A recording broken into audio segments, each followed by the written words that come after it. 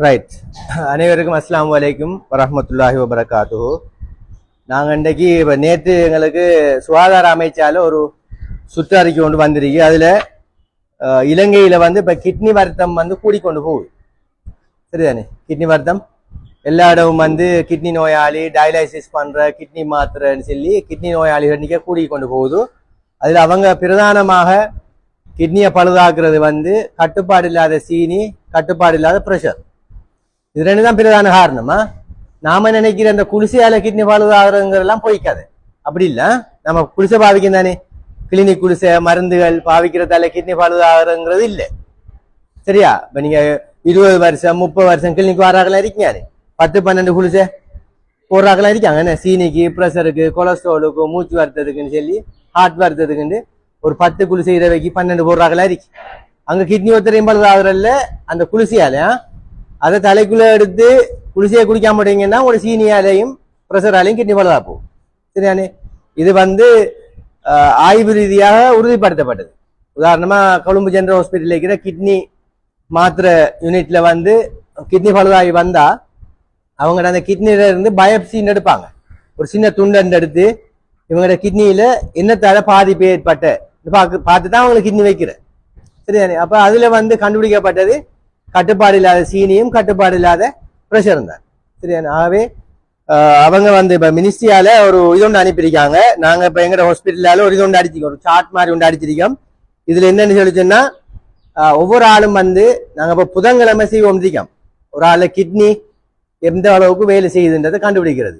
சரியான கிட்னி வருத்தம் வரக்கூடிய வாய்ப்பு இருக்கா, ஆரம்ப கட்டமா நல்ல முத்தின கட்டமான்னு கண்டுபிடிக்கிறதுக்கு இப்படி ஒரு துண்டொன்று தருவோம் உங்களோட கொப்பியில் ஓட்டுறதுக்கு. சரியா? புதன்கிழமையில வந்தீங்கன்னா காலையில அதுல வந்து ஒரு 5 விடயங்கள் பார்ப்போம் நாங்க அதுல கிட்னிக்குரிய டெஸ்ட்டுகள். சரியா? நீங்க வளமையா வந்து கிட்னி டெஸ்ட் ஒன்று செய்யறீங்க, அதுல கிரியாட்டின் சொல்லி ஒன்று பார்ப்பீங்க.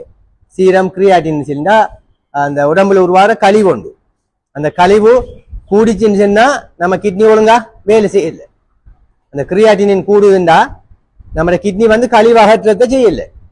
இப்ப நார்மலான கிட்னி என்ன செய்யும், கழிவுகளை வெளியாக்கும். அப்ப கழிவுகள் வெளியாக்கப்பட்டா நம்ம உடம்புல கழிவு சேராது.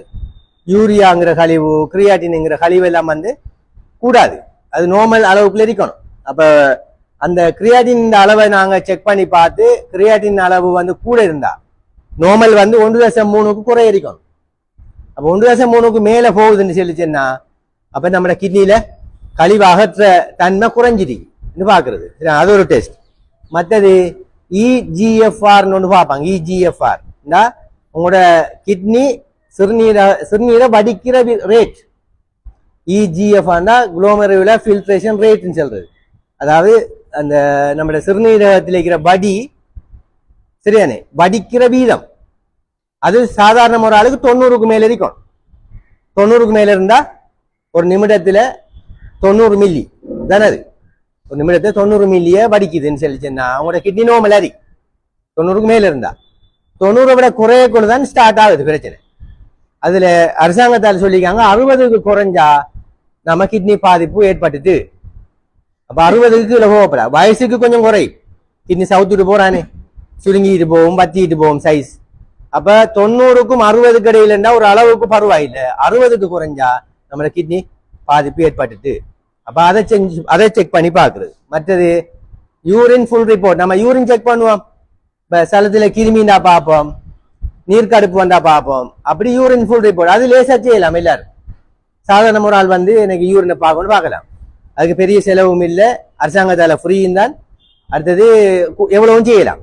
அப்ப அதுல உங்களுக்கு யூரின்ல புரோட்டீன் வருதான்னு பாக்குறது. சில கட்சியும் யூரின் போனா நுரையா போகுது, கொமட்ல யூரின் போனா நுரையா போகுதும்பாங்க. அப்படின்னா கட்டாயம் வந்து பார்க்கணும் யூரின்ல புரோட்டீன் போகுதா. அதாவது அல்புமின்ங்கிற புரோட்டீன் தான் மெயினா பாக்குறது. அப்ப புரோட்டீன் போகுதான்னு பாக்குறது.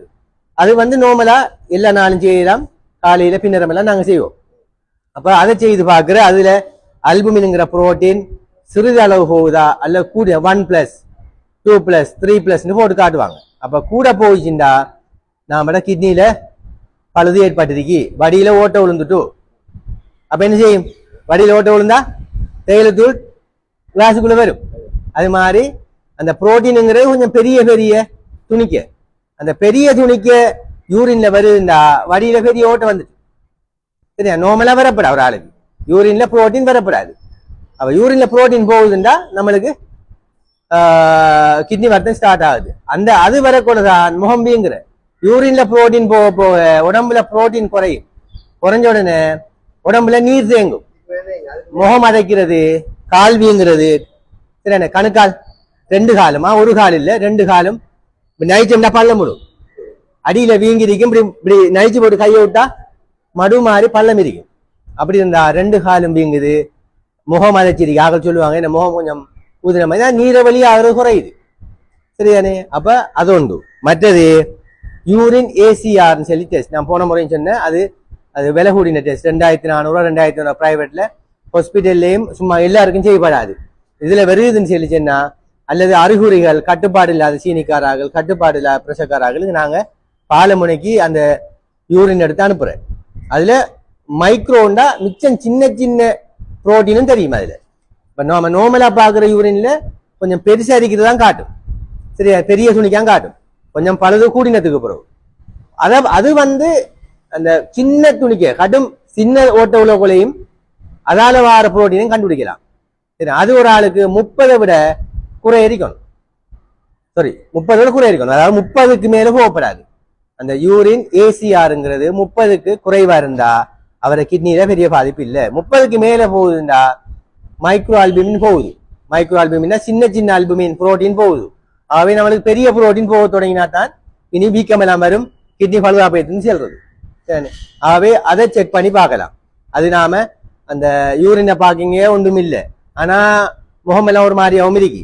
அல்லது ப்ரெஷரும் கட்டுப்பாடு இல்லைன்னு சொல்ல ஒரு வருஷத்துக்கு ஒரு காச்சும் நாம அதை அந்த யூரின் மைக்ரோ ஆல்புமினை செய்யலாம் என்ன நம்ம ஹாஸ்பிட்டல் செய்ய வசதி கிடைக்காட்டியும் அரசாங்கத்தில் செய்ய வசதி கிடைக்காட்டியும் பிரைவேட் சரி செஞ்சு பார்க்கணும் 2400 2500 காசு வருஷத்துல ஒரு தரம் எவ்வளவு காய்ச்சல வலிக்கும் பார்த்துட்டோம்னா நம்ம கிட்னி பழுதுகள் இருக்கான்னு பார்த்து கொள்ளையிடும் சரியானே மற்றது யூரின் பிசிஆர்னு ஒன்று இருக்கு சரியானே புரோட்டீன் பாக்குறது அல்புமின் பாக்குறதும் பார்க்கலாம் புரோட்டீன் பாக்குறதும் பார்க்கலாம் கட்டாயம் இதுவரை செய்து இந்த சார்ட் நாங்க நிரப்பி உங்களுக்கு கிட்னி பாதிப்பு ஆக குறைஞ்ச மட்டமா இடைத்தர மட்டமா உயர் மட்டமா உடனே நீங்க கிட்னி மாத்திர கட்டத்தில் இருக்கான்றதெல்லாம் உங்களுக்கு இதுல மார்க் பண்ணி தருவோம் சரி நம்ம புதன்கிழமைகள்ல உங்கள்ட்ட ரிப்போர்ட்டுகள் இருந்தா எடுத்துக்க இருந்தாலும் இதை நிரப்பி தருவோம் பார்த்து யூரின் கிட்டத்துல பார்த்த ரிப்போர்ட் கிட்னி பார்த்த ரிப்போர்ட்டுகள் இருந்தா அதை எடுத்துக்க வந்தாலும் நாங்க செக் பண்ண தேவையில்லை இதை ஃபில் பண்ணி உங்களோட என்ன கண்டிஷன்ல இருக்கீங்க உங்களோட கோப்பியில் ஓடி தருவோம் விசேட வைத்திய நிபுணர் கிட்னி சம்பந்தப்பட்ட டாக்டர்கிட்ட காட்டணும்டா அதுக்கு ஒரு கடிதமும் தருவோம் சரியா நம்ம புதன்கிழமை நம்ம காலையில செய்யலாம் நீங்க வந்து சந்திங்க அடுத்தது இன்னொரு விஷயத்தை இந்த இடத்துல சொல்றேன் நான் உங்களுக்கு இப்ப கிட்னி எல்லாரும் என்ன செய்யறோம்னா கிட்னியை செக் பண்ணிட்டு என்ன கிட்னி நெல்லம் சொல்லி போட்டோம் எல்லாரும் என்ன செய்யறோம் கட்டுப்பாடு குறை கிட்னியை பார்க்காங்க எல்லாரும் பார்த்து நார்மல் சரியானே சீனி கட்டுப்பாடும் இல்லை பிரஷர் கட்டுப்பாடும் இல்லை அப்ப கிட்னி எப்ப உங்களுக்கு ரிப்போர்ட் பிழைக்கும் எப்ப உங்களோட கிட்னி ரிப்போர்ட் பிழையா காட்ட போகுது எப்ப காட்டும் 2 கிட்னி பழுதானதான் காட்டும் சரியானே அதாவது இப்ப ஒரு கிட்னி ஒரு ஆளுக்கு பழுதா போயிட்டு நடக்குமே சரியா அல்லது இஞ்சால பாதி பழுதாயிட்டு பாதி வேலை செய்யுது உங்களோட ரிப்போர்ட் எப்படி வரும் நார்மல் தான் வரும் ரிப்போர்ட் நார்மல் வரும் ஏன் அந்த ஒரு கிட்னி ஒரு ஆளுக்கு போதும் சொல்றாங்க தானே நம்ம கிட்னி கொடுக்கல தானம் செய்யறது தானே ஒரு ஆளுக்கு ஏன் அது நம்மளுக்கு ஒரு கிட்னி போதும் சரியானே மற்றது ஒரு மேலவி ஸ்பேர் மாதிரி தான் இருக்கு யாருக்கும் தேவைப்பட்டா கொடுக்குறது பழுதானா சரி அப்ப ஒரு கிட்னி நம்மளோட ஒரு ஆளோட உடம்புல உருவாகிற கழிவு அகற்றுறதுக்கு ஒரு கிட்னி போதும் அப்ப அதால இப்ப 2 பக்கம் பாதி கிட்னி சவுத்துட்டு பாதி தான் வேலை செஞ்சாலும் உங்களோட ரிப்போர்ட் நார்மல் வருமேண்டா அந்த ரெண்டும் அந்த பாதி இருக்கிறது நல்லா வேலை செய்யும் கூட வேலை செஞ்சு கழிவாகட்டும் என்ன இப்ப 40 பேர் அந்த கிளீன் பண்றாங்க இருக்காங்க 40 பேர் கிளீன் பண்றாங்க இருக்காங்க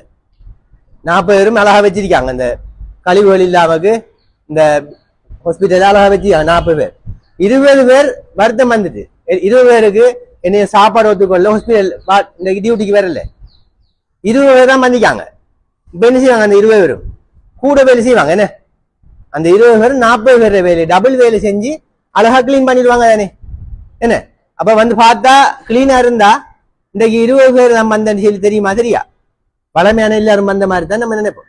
அது மாதிரி தான் கிட்னி. இப்ப நம்மளுக்கு ஒரு கிட்னி பழுதாயிட்டு ஒன்று மேல செய்து செக் பண்ணி பாக்கீங்க, எல்லாம் கிளீனா தான் இருக்கு, ரிப்போர்ட் எல்லாம் நார்மல். அப்ப நாம நினைப்போம் எப்படி அந்த 40 பேர் இருக்காங்கன்னு நினைப்போம். அது மாதிரி நம்ம 2 கிட்னி வேலை செய்யுன்னு நினைப்போம். ஆனா ஒன்று மேல செஞ்சுட்டு ஒன்று சவுத். இப்ப சில ஆட்களுக்கு பிறவியிலே ஒரு கிட்னி தான், பிறவியிலே ஒரு கிட்னி சரியா வேற நேம் வருத்தம் வந்து பௌத்த ஸ்கேன் பண்ணக்குள்ளாம் தெரிய வருது ஒரு கிட்னி தான் நமக்கு இருந்திருக்கு, ஒரு கிட்னி இல்லை, அது இடுப்புல அறையில இருந்து அது பழுதா போயிருக்கு. சரியானே அவ எப்படி இருக்கு. அதனால நீங்க மிச்சம் நீங்க தான் கவனம் எடுக்கணும். எனக்கு ஒன்றும் இல்லை, ரிப்போர்ட்டும் நெல்லாம் நான் வருஷத்துக்கு ஒருக்கா பாக்குறேன் சார், 2 ரிப்போர்ட்லாம் ஃபுல்லா நோமல்ல இருக்கின்ற ஓட்டோ கட்டுப்பாடு இல்லாம இருந்தீங்கடா.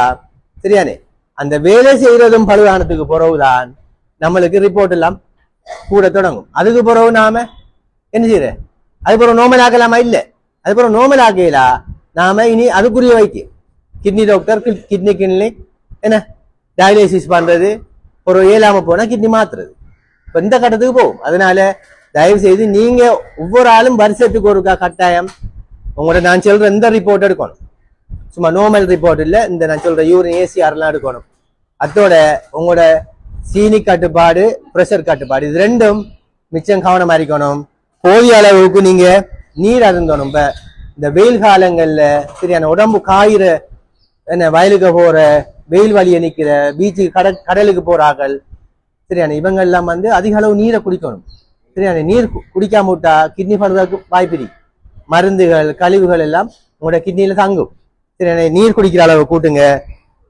மற்றது வந்து சிகரெட் பாவிக்கிறது எல்லாம் பெருமளவுக்கு இப்ப குறைஞ்சு போயிட்டு, அடுத்தது வந்து எக்ஸசைஸ் நடக்கிறது.